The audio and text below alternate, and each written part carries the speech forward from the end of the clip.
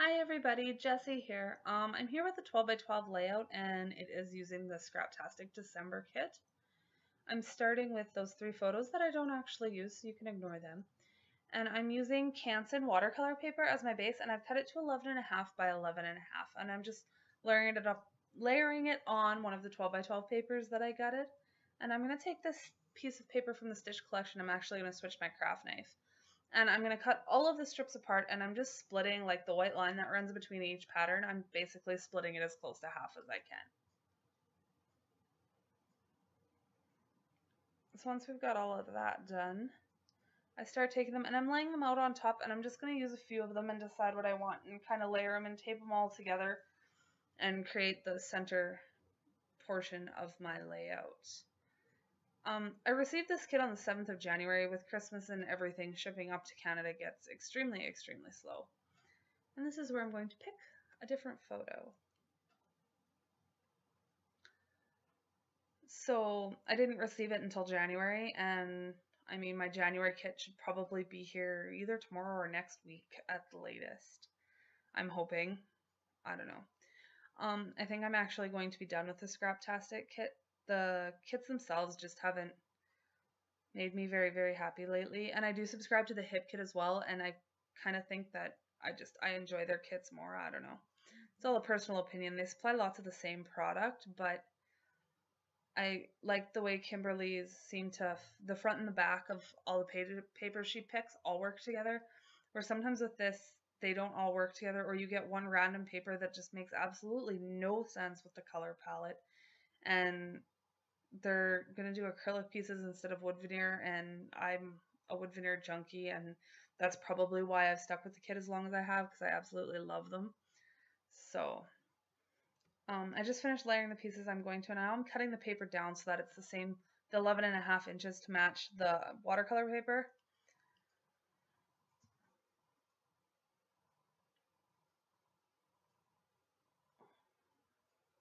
Now I'm going to take some of my Lindy Stamp Gang Flat Fabios, and I'm going to use Irene's technique with the packaging just to put it on the paper. I don't gesso anything when I use watercolor paper because it could take a lot more of a beating. And then I'm going to dry it in between layers, or dry it in between colors, so that because it's watercolor paper and not everything is sitting on top, when I put another color on top of it, it's not going to turn into mud. Colors aren't actually going to mix, they're just going to layer on top of each other. So I'm just adding a bunch of yellow. I love that yellow. That color makes me happy. And I'm only wiping off that piece of packaging because I'm going to use it. I use it one for the whole layout instead of grabbing a different piece for every color I use. And then when I'm finished with it, like after I'm finished with the teal here, I just toss it in my recycle bin. So, and I know I've got tons of packaging, but I just use one piece per layout or per card or whatever, depending on what I'm doing with it. And I'm actually going to add a little bit more teal down at the bottom left-hand corner of the layout. It's the left when you're looking at it anyway.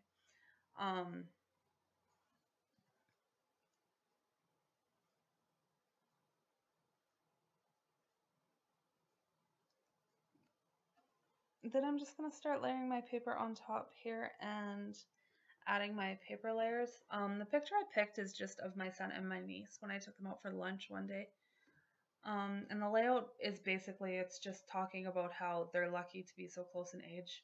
My niece and my niece and my son, I almost said my niece and my nephew, are 3 weeks to the day apart in age. So it works out really nice for them when there's family functions and Christmas and there's a bunch of people around and stuff, because they've always got somebody their own age to play with. So it's a real big bonus for them that they don't even realize. Lots of people think they're brother and sister. It's hilarious.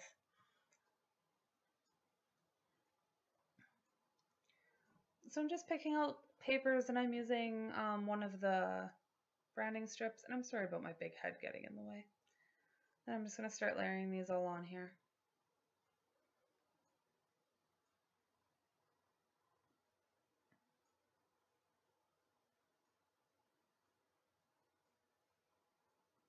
And then that's the darkest gray piece from when I cut all those strips apart off of that piece of paper from the stitch collection. Oh, my ATG gets all gummed up and messed up here and I have to fix it. Doesn't happen as often anymore. I've started buying the 3M tape instead of buying the cheap no-name stuff. It just seems to work better. I don't have to fight with it nearly as often as I did the other. Which shows, right? I just had to fight with it. Anyway, so I'm just going to put that in to give the picture a little more contrast against all of the lighter pastel-y colors layered in behind it. And then we're just going to put everything onto the layout. Again, my big head keeps getting in the way. At least you can see it. Well, that wasn't quite, I didn't quite layer it where I wanted to, and I didn't notice it till I went to put it all down and everything kind of didn't line up to roughly where I had it, just kind of when I was throwing it all onto the page. I'm picking out some embellishments here and then my camera dies. So when I come back, all of my embellishments are picked because I did that and then put it aside till the next day and finished filming. Those are the exclusive flare badges, which I don't use all that often. I have a whole container full of flare badges. I really need to start using them. I always forget about them. Horrible. I love those. I love those clips. They make me happy. And then my camera, like I said, is going to die here in a second. And we're back and I've got a pile of stuff on there. Those doilies, I'm not 100% sure where they're from, but we got 2 teal ones and 2 yellow ones in the layout. And I used, as you can see, one of the tealy minty colored ones on this one. And then that word lucky is going to become part of my title. And I'm just going to put it up where I had it there. And then I'm just going to put the rest of my letters using those Ellie's Studio Gray letter stickers underneath of it. And it just says lucky to be cousins.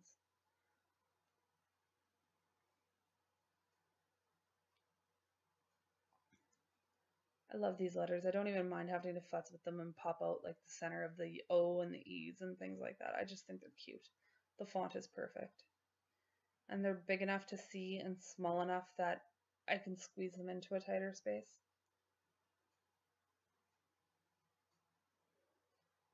So there I ripped the bobby pin off the back of that acrylic heart. I didn't need the bobby pin and there was no gold on the layout, so it could just go away.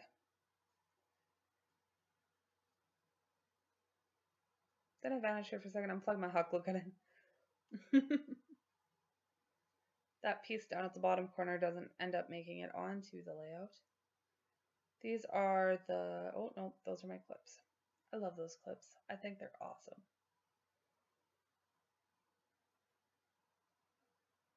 I'm going to pop that sticker. What I do when I pull stickers off like that is I cover the back of them with the EK Success powder tool, and I bought that for my card making for embossing and stuff, but it takes the sticky away, so I just stuck it on foam tape to stick it up there. I really wanted these feathers to work and they just didn't look quite right, so it's like a acetate, it's a clear sticker, like a transparent sticker, and I think they're super cute. So, and there goes that acrylic heart. Flare badge I used hot glue on too because I had it plugged in, so it was easy. I really try to get that label to work, and I try and then I try again and it never makes it onto the layout. Never makes it on. It's not very often I put things like glue things to my layout or stick stickers on my layout, but that one actually you won't even notice it unless you're looking at the actual layout. I can't even remember 100% what it says, but there's pictures at the end of the video and they're on my blog as well. So, and these are puffy stickers. I do believe they're from Elise L Studio too, so using those because they're cute. And everybody loves puffy stickers.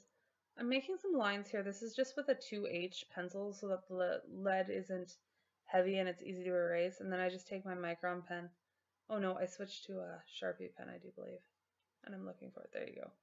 It's got a thicker point on it. And where my camera was, I couldn't get into where the rest of my Micron pens are. So, and I'm just going to do my journaling and My big head's in the way, as per usual. End up having to add one more line here and then I'm done.